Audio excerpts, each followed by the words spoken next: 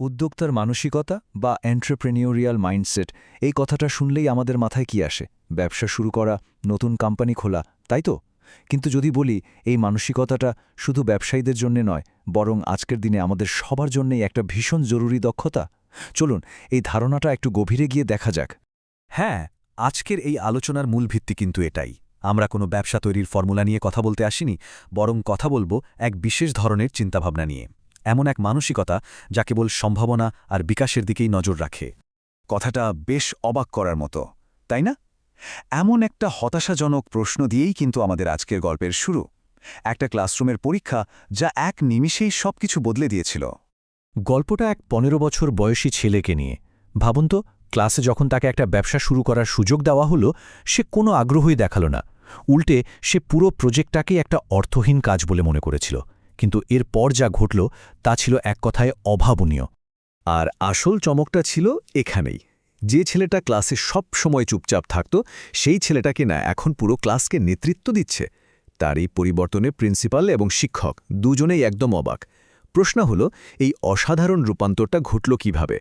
ওই ছাত্রটার এই যে বদলে যাওয়া, এর পেছনে যে শক্তিটা কাজ করেছিল সেটাই হলো উদ্যোক্তার মানসিকতা। তো চলুন এবার এই মূল ধারণাটাকেই ভালোভাবে বুঝে নেওয়া যাক। তাহলে এই যে আমরা বলছি উদ্যোক্তার মানসিকতা, এটা আসলে কি? এটা কিন্তু শুধু টাকা আয় করার ব্যাপার না, বরং এটা হলো কয়েকটা দারুণ শক্তিশালী দক্ষতার একটা প্যাকেজ। যেমন ধরুন সৃজনশীলতা, সমালোচনামূলক চিন্তা, সমস্যা সমাধান আর মানুষের সাথে কথা বলার ক্ষমতা। এখানে একটা খুব জরুরি পার্থক্য কিন্তু বুঝতে হবে। উদ্যোক্তা হওয়া আর উদ্যোক্তার মানসিকতা থাকা, এই দুটো কিন্তু এক জিনিস নয়। একজন উদ্যোক্তা একটা ব্যবসা শুরু করেন, এটা একটা কাজ। কিন্তু উদ্যোক্তার মানসিকতা হলো একটা বিশেষ চিন্তার ধরন যা জীবনের যে কোনো ক্ষেত্রেই সাফল্য এনে দিতে পারে, সেটা চাকরি হোক বা অন্য কিছু। আর আজকের এই যে এত দ্রুত বদলে যাওয়া দুনিয়া, এখানে এই মানসিকতাটা কেন এত জরুরি? কারণ এটাই আমাদের শেখায় কিভাবে নমনীয় হতে হয়, কিভাবে যে কোনো পরিস্থিতির সাথে মানিয়ে নিতে হয়। আর সবচেয়ে বড় কথা হলো সুযোগ খুঁজে নিয়ে সাহসের সাথে সেদিকে এগিয়ে যাওয়ার আত্মবিশ্বাস যোগায়। এই মানসিকতা তো আর বই পড়ে তৈরি করা যায় না, তাই না? এটা আসছে হাতে কলমে কাজ করে, অভিজ্ঞতা থেকে। চলুন সেরকমই কয়েকটা ছাত্রছাত্রীর গল্প শুনি, যারা তাদের আইডিয়াকে বাস্তবে রূপ দিয়ে এই দক্ষতাটা অর্জন করেছিল। প্রথমে আলাপ করা যাক মিমির সাথে। মিমি হয়তো পড়াশোনায় খুব একটা ভালো ছাত্রী ছিল না, কিন্তু তার ভেতরে ছিল অসাধারণ ক্রিয়েটিভিটি। সে বিড়ালের জন্য এমন এক মজার খেলনা তৈরি করল যার নাম দিল রোডকিল কিটিজ। আর মিমি শুধু একটা ভালো পণ্যই তৈরি করেনি, সেটার উপস্থাপনা দিয়ে গ্রাহকদের মন জয় করে নিয়েছিল। তার এই শৈল্পিকতার জোরেই তার ব্যবসা ক্লাসের মধ্যে সবচেয়ে সফল হয়। এই প্রজেক্টের মধ্যে দিয়ে মিমি যেন নিজেকে নতুন করে খুঁজে পেল, একদম জীবন্ত হয়ে উঠল সে। এবার আসি টাইলারের গল্পে। ও ঠিক করল মোজার পুতুল বানাবে, কিন্তু একটা জায়গায় এসে সে বেশ বড় একটা সমস্যায় পড়ল। মার্কেট রিসার্চ করেও ও বুঝতে পারছিল না যে পুতুলের চুল আর জিবের জন্য কোন রংটা মানুষ বেশি পছন্দ করবে। এটা কিন্তু একটা বাস্তব ব্যবসায়িক সমস্যা, তাই না? যখন সে তার শিক্ষকের কাছে পরামর্শের জন্য গেল, শিক্ষক কিন্তু তাকে কোনো সমাধান দিলেন না, বরং তিনি যা বললেন সেটাই ছিল আসল শিক্ষা। তিনি বললেন, এই ব্যবসা তোমার, সিদ্ধান্তটা তোমাকেই নিতে হবে। ভাবুন তো, এই কথাটা একটা ছাত্রকে কতটা দায়িত্বশীল করে তুলতে পারে। এরপর টাইলার যা করল সেটাই হলো আসল উদ্যোক্তার মানসিকতার পরিচয়। সে পুতুলের মাথা আর মুখে স্ন্যাপ লাগিয়ে দিল, আর চুল আর জিভ বানালো আলাদা করে, যাতে ইচ্ছে মতো বদলে নেওয়া যায়।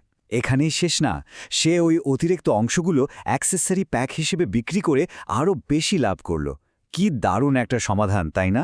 তো এই গল্পগুলো থেকে এটা পরিষ্কার যে ছাত্রছাত্রীরা শুধু ব্যবসায় শেখেনি, এর প্রভাব ছিল আরও অনেক গভীর, অনেক বেশি ব্যক্তিগত। চলুন এবার সেই দিকটাই একটু দেখি। এই ধরনের শেখার পদ্ধতি যে এত সফল, তার পেছনে আসলে দুটো মূল কারণ আছে। এক নম্বর হল ভুল করার স্বাধীনতা, কারণ ভুল না করলে তো শেখা যায় না, তাই তো? আর ২ নম্বর নিজের অভিজ্ঞতা নিয়ে ভাবার এবং তা থেকে শেখার সুযোগ। যেমন একজন ছাত্র তার অভিজ্ঞতার কথা বলতে গিয়ে লিখেছিল, আমি বুঝতে পারলাম আমি যতটা ভাবতাম তার চেয়ে অনেক বেশি সৃজনশীল। এই যে নিজের সম্পর্কে নতুন করে জানা, এটাই কিন্তু সবচেয়ে বড় পাওয়া। কিগানের গল্পটাও ঠিক একই রকম। পড়াশোনায় তার কিছু সমস্যা ছিল, কিন্তু এই প্রজেক্টের মাধ্যমে সে সাবান বানানোর মধ্যে নিজের প্রতিভা খুঁজে পেল। আর সেই ছেলেটাই কিনা গ্রাহকদের সামনে দাঁড়িয়ে কি আত্মবিশ্বাসের সাথে নিজের পণ্য বিক্রি করল। এটা তাকে একটা নতুন আশা দিয়েছে। আর একটা অসাধারণ উদাহরণ আছে। এক ছাত্র যার মারাত্মক সোশ্যাল অ্যাংজাইটি ছিল, সেই সাধারণত একা একা প্রেজেন্টেশন দিত। সেই ছেলেই কিনা এই প্রজেক্টের শেষে সবার সামনে দাঁড়িয়ে তার সব প্রোডাক্ট বিক্রি করে ফেলল। শুধু তাই না, একটা চ্যারিটির জন্য ফান্ড রেজিংয়ের নেতৃত্বও দিল। ভাবা যায়? তাহলে এটা একদম পরিষ্কার যে এটা শুধু একটা স্কুল প্রজেক্ট ছিল না, এটা ছিল জীবনের জন্য একটা শিক্ষা। চলুন এবার শেষ এবং সবচেয়ে মন ছুঁয়ে যাওয়া গল্পটা শোনা যাক। এই গল্পটা এমন এক ছাত্রকে নিয়ে যার আচরণগত বেশ কিছু সমস্যা ছিল। ক্লাসে প্রায় চিৎকার চেঁচামেচি করত, কিন্তু এই প্রোগ্রামে যোগ দেওয়ার পর তার মধ্যে এক অবিশ্বাস্য পরিবর্তন এলো। এর ঠিক 1 বছর পর সেই ছেলেটা তার শিক্ষকের সাথে দেখা করতে আসে। হাতে ছিল ছোট্ট একটা উপহার, 3টে মসৃণ, রঙিন আর খুব স্পেশাল দেখতে পাথর। উপহারটা দিয়ে সে তার শিক্ষককে যা বলেছিল তা ভোলার নয়।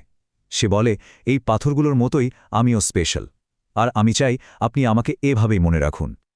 এই একটা কথাই যেন পুরো প্রোগ্রামের সার্থকতা বুঝিয়ে দেয়। নিজের মূল্য বোঝা, আত্মসম্মান ফিরে পাওয়া। তাহলে আজকের এই পুরো আলোচনার শেষে একটা প্রশ্নই মনে আসছে। আমরা যদি আমাদের পরবর্তী প্রজন্মকে শুধু তথ্য মুখস্থ না করিয়ে এটা শেখাই যে কিভাবে চিন্তা করতে হয়, কিভাবে সমস্যা সমাধান করতে হয়, তাহলে তাদের জন্য কি অসাধারণ এক ভবিষ্যৎ অপেক্ষা করছে।